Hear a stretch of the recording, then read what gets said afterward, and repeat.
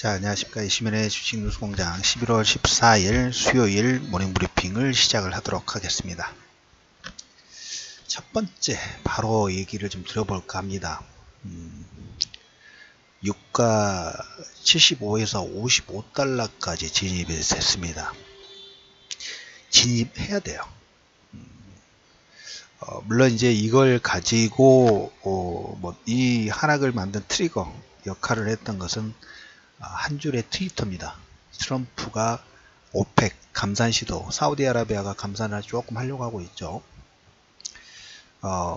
여러 번 얘기를 드렸지만 오펙의 힘이 우리가 기존에 알고 있었던, 기존에 경험해 왔던, 기존에 봐왔었던 그 영향력 그리고 생산량의 파워 부분들에 대해서는 분명히 우리가 알고 있었던 거는 분명히 틀려요. 바뀌었어요.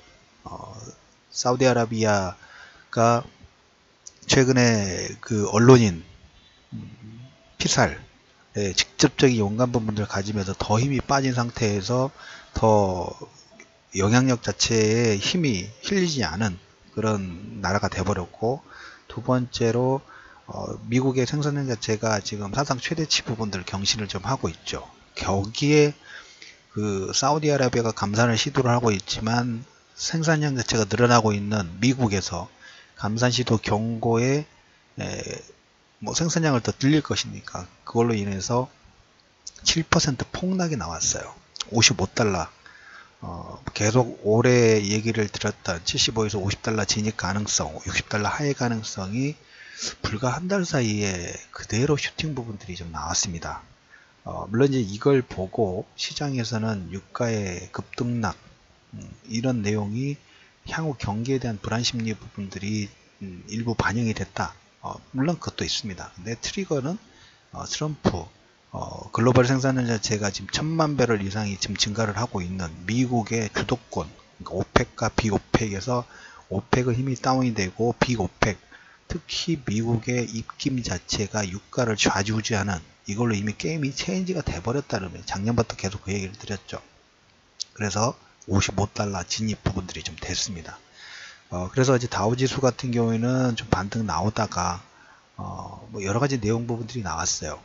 일단 트럼프가 오펙 시도에 경고하면서 7% 급락이 나왔고, 유로존 영국과 EU가 브렉시트 초안 합의 부분들을 했습니다. 그래서 오늘 정도 국무회의에서 승인 여부 부분들 논의를 할 겁니다. 일단 초안이 나왔다는 거에 일단 안도감 부분들을 하고, 이탈리아는 EU 예산안을 수정 거부를 했습니다. 원안 유지. 저렇게 되면 경제 제재 부분들이 들어가는 게 아니라 그 벌금 부분들로 나중에 부과가 돼요. 그래서 물론 시장에서는 이탈리아의 예산안 부분들, 글쎄 제 개인적인 관점에서는 서로 그 차이 자체가 크지 않기 때문에 좀 합의 부분들이 좀 되지 않을까 하는데, 강성정부다 보니까 이탈리아 정부 자체가 강성정부다 보니까 좀 계속 대드는 모습들이 좀 나오고 있어요. 그래서 이 부분들은 예산안 수정하고 12월 달까지는 시간적인 여유 부분들이 좀 있습니다. 그래서 이탈리아 예산안보다는 유로존, EU, 브렉시트 초안 합의 부분들이 조금 더 중요한 내용이 되지 않을까라는 얘기를 좀 드려보도록 하겠고, 트럼프는 지금 다음 내년 타켓 자체가 유럽과 일본이에요. 그래서 자동차 관세 부분들은 이제 계속 언급 부분들을 좀 하고 있습니다. 언급 부분들 좀 하고 있는데, 유가가 7% 급락이 나왔는데,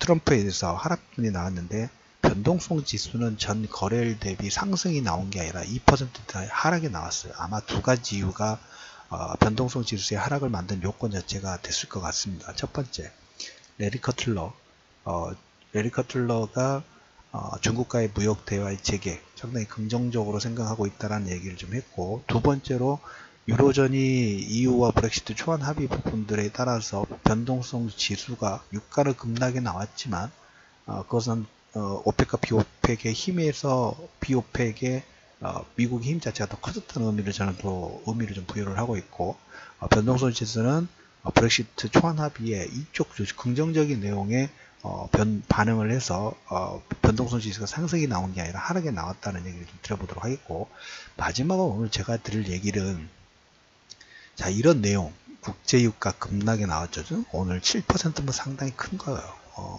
저도 이걸 몇 년 사이에 지금 본 것 같아요. 7% 급등락 부분. 그리고 이제 최근 나스닥, 다우지수, 어떻게 보면 이제 나스닥하고 박스권은, 나스닥하고 다우지수는 당분간 내년 상반기까지는 박스권에서 움직일 가능성 자체가 커요. 근데, 항상 보면 이틀 전인가요? 지난주, 2% 급등락 부분들이 진행이 됐었죠. 2% 급등락. 그리고, WTI 유가가 75에서 55달러까지 20달러 이상의 급락 부분들이 한 달 사이에 나오는 거. 미국이 증산을 하고 있기 때문에 기본 전제가 깔려 있지만 표면적으로는 일부에서는 내년 경제에 대한 퀘스천 부분들이 반영이 된 거다. 자, 이 두 가지 뷰가 파월 연준 의장이 이제 오늘 연설하죠. 이번 주에 계속 연준 의원들 연설 부분이 있다고 말씀을 좀 드렸죠. 물론 이제 유명하지 않은 연구인데 나테식스라는 연구원이 있나 봅니다. 이 사람이 어떤 얘기를 주장을 했냐면 연준이 시장 안정화를 원한다면 기존에 가지고 있는 정책을 조정해야 된다. 예를 들자면 지금 연준이 대차대조표 축소 부분들을 지금 진행을 하고 있죠. 이 대차대조표 축소는 시장에 대한 하방 압력 부분이고 압력 부분이기 때문에 대차대조표 축소를 늦추거나 금리 인상 속도를 조절해야 된다라는 걸 강조를 했어요.